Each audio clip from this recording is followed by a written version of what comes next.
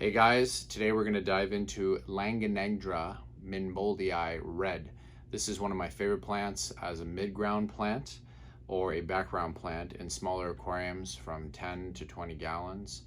We're going to dive into this plant with a little bit more depth with some footage that you're going to see, but I'll show you guys a little bit closer. This is what it looks like when it comes out into a pot. This is the red species. So the leaves get a little bit more of like a red purplish color to it. And they have a really cool leaf pattern on it as well. So let's dive into this guy a little bit more. All right, so this plant actually, it's originally from India, and it's actually quite similar to a medium-sized broadleaf cryptocreme. It's actually kind of part of the cryptocreme family. The one interesting thing about this plant, depending on your scape, which is beneficial, is that it doesn't actually create runners like cryptocreme.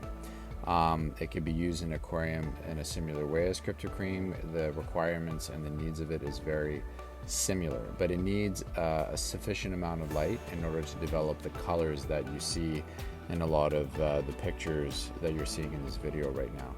So the brighter the light is, then the more the reds are going to come out, and with good nutrients and good lighting, then that's when you're really going to see the full benefits of this plant. Even though it's hardy, you still want it to thrive so you can get the full benefits of all the coloration. The leaves get around 4 to 8 centimeters wide and around 6 to 12 centimeters long. So the whole plant becomes relatively wide, so just consider that when you're scaping.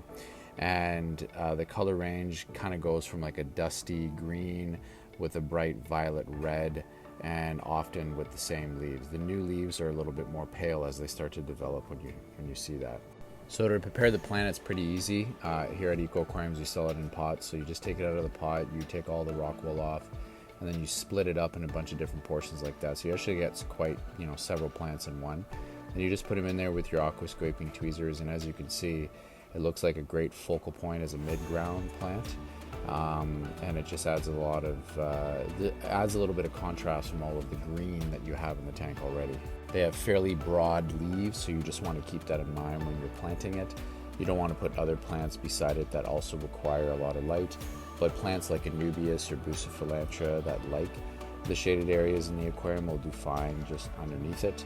They've got a really good root structure, so they're big root ears, so giving them root tabs is extremely helpful in order to help them develop and grow. So that's all I have to say about this amazing plant. Get your hands on one of them. You are going to love them.